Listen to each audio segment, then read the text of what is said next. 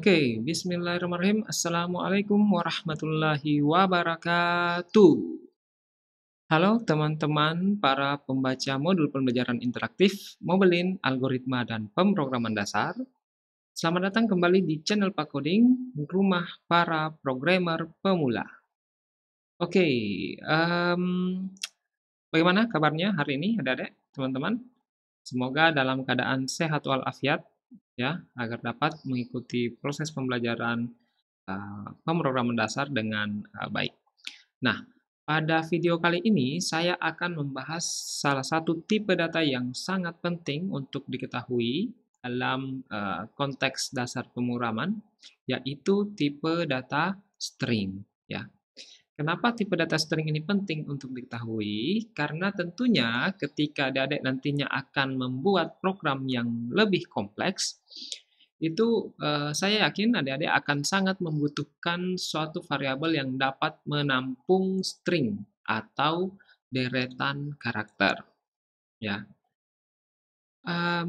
Oke, jadi langsung saja masuk ke materinya. Jadi sebelum mempelajari sintaks ya dan contoh penggunaannya, kita harus tahu terlebih dahulu mengenai apa itu variabel, tipe data string ya. Nah, tipe data string adalah representasi data berupa kumpulan atau deretan karakter ya, yang digunakan dalam mendeklarasikan variabel untuk menyimpan deretan karakter tadi. Oke? Jadi adik-adik kan sudah belajar mengenai tipe data dasar ya, atau tipe data primitif, di mana tipe data primitif itu salah satunya adalah char. Oke? Nah, char itu adalah karakter. Ya, nilai char contohnya seperti ini, diapit dengan tanda petik 1, kemudian terdapat satu karakter di dalamnya. Misalnya A. Nah, ini adalah sebuah karakter. Sedangkan string itu adalah deretan karakter seperti ini. Ya, ini adalah string. Ciri-ciri string itu diapit dengan tanda petik 2. Kalau karakter diapit dengan tanda petik 1. Nah, kenapa string ini disebut sebagai deretan karakter? Karena string ini terdiri atas karakter M, karakter O, karakter B, karakter E, karakter L, karakter I, dan karakter N. Ini adalah karakter. Ya. Nah, kumpulan atau deretan karakter ini, itulah yang disebut sebagai string. Ingat, ciri-cirinya adalah, ketentuannya adalah harus diapit dengan tanda petik 2. Ya. Lalu, bagaimana cara mendeklarasikan sebuah variabel bertipe string? Nah, untuk mendeklarasikan variabel bertipe string ini sebenarnya ada dua cara, ya. Ada istilahnya gaya string dengan gaya bahasa C, dan ada string dengan gaya bahasa C++. Ya. Kita sebut saja sebagai gaya bahasa C++ ya.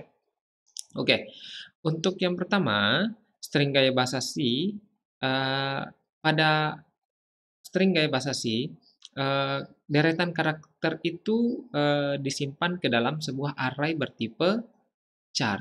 Ya. Jadi, deretan karakter disimpan ke dalam sebuah array bertipe char. Oke. Sedangkan dalam gaya bahasa C++, string itu adalah kelas yang digunakan untuk membentuk objek string, sehingga deretan karakter tersebut akan disimpan ke dalam objek dari kelas string.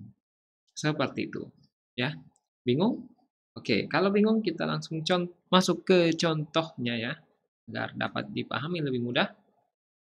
Nah, yang pertama kita akan membahas mengenai string gaya bahasa C.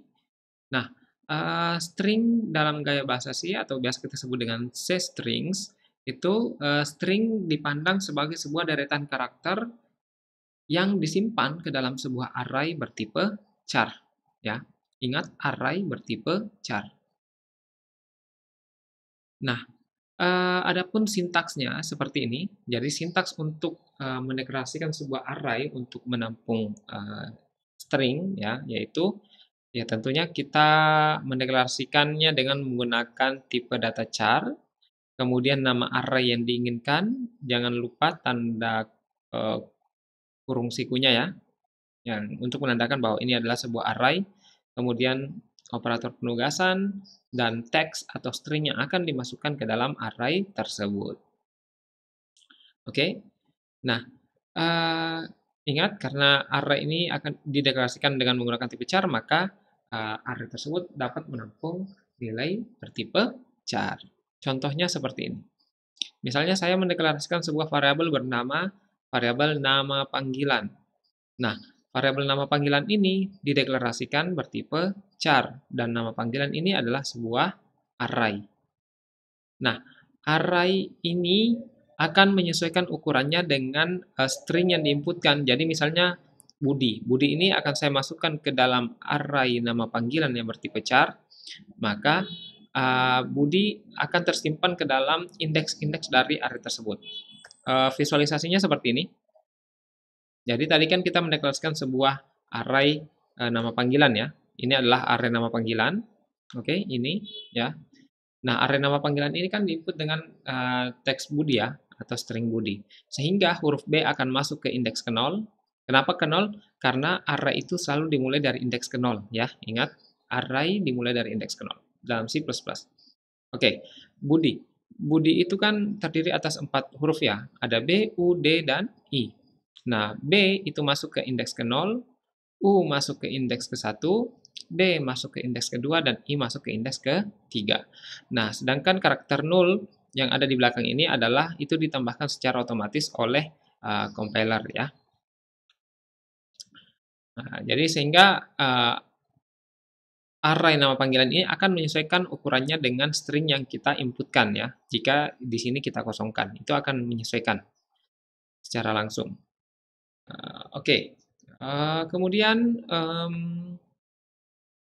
itu tadi string dalam gaya bahasa C ya. Jadi ingat, string dalam gaya bahasa C yaitu deretan karakter itu diperlakukan sebagai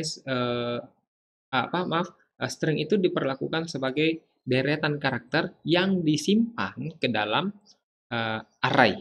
Oke.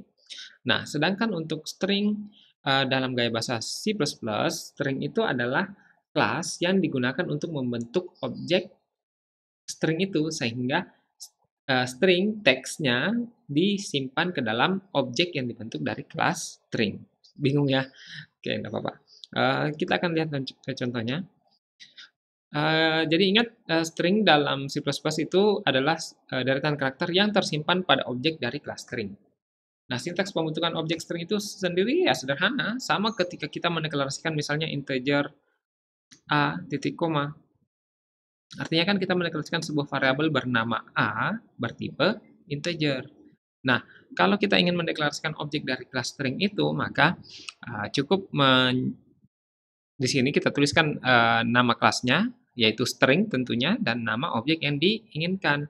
Sehingga nama objek ini akan bertipe string. Seperti itu. Ya. Contohnya, saya sama dengan yang di contoh yang di gaya bahasa C tadi, saya akan membuat sebuah variabel untuk menampung tipe string dengan nama panggilan. Jadi, ya saya tulisnya seperti ini. String, nama panggilan, titik koma, selesai. Nah, sehingga nama panggilan ini nantinya akan dapat saya gunakan untuk menyimpan nilai bertipe string atau deretan karakter. Ya, seperti itu. Jadi ingat, string ini adalah kelas ya. Ini adalah kelas. Ini adalah objek, atau yang bisa juga sih kita sebut sebagai variabel ya. Oke, bagaimana menginisialisasikan nilai objek string ya?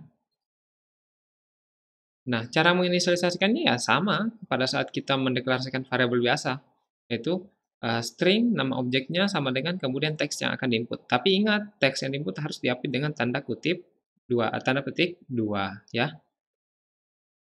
Contohnya seperti ini, string nama panggilan bc misalnya, bc ya. Bc ini akan masuk ke variabel nama panggilan atau objek nama panggilan ya. Karena nama panggilan sudah bertipe string. Oke. Ya, seperti itu. Kemudian contoh lainnya, kalau yang tadi ini kan ini adalah menginisialisasikan nilai pada saat pendeklarasian variabel stringnya. Nah, kita juga bisa melakukannya secara terpisah.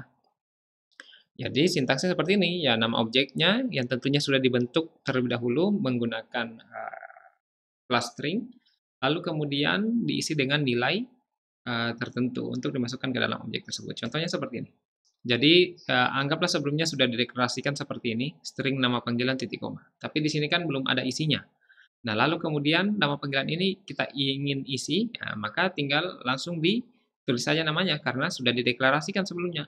Kecuali kalau belum dideklarasikan, maka ya tentunya akan terjadi error. Nah, di sini kan kasusnya sudah dideklarasikan kan? Nah, sehingga nama panggilan ini sudah bisa digunakan untuk menyimpan string, ya, menyimpan string yang kita inginkan. Jadi nama panggilan sama dengan tanda petik 2 becek. Nah, ini adalah string yang akan tersimpan masuk ke dalam variabel atau objek nama panggilan. Oke? Oke, jadi itu teman-teman yang bisa saya jelaskan mengenai tipe data string. Semoga apa yang saya jelaskan dapat teman-teman pahami. Pada modul pembelajaran Modeling, Algoritma dan Pemrograman Dasar, di situ ada soal latihan yang bisa teman-teman coba untuk meningkatkan pemahaman teman-teman mengenai tipe data string ini. Dan juga ada contoh program di modul yang sudah teman-teman pegang saat ini tentunya. Di situ ada contoh program yang juga bisa teman-teman pelajari untuk meningkatkan pemahaman teman-teman mengenai tipe data string. Jika ada pertanyaan, silahkan tulis di kolom komentar. Insya Allah akan saya jawab pertanyaan teman-teman tersebut. Oke, terima kasih atas perhatiannya. Saya akhiri. Wabillahi taufiq wal hidayah. Wassalamualaikum warahmatullahi wabarakatuh.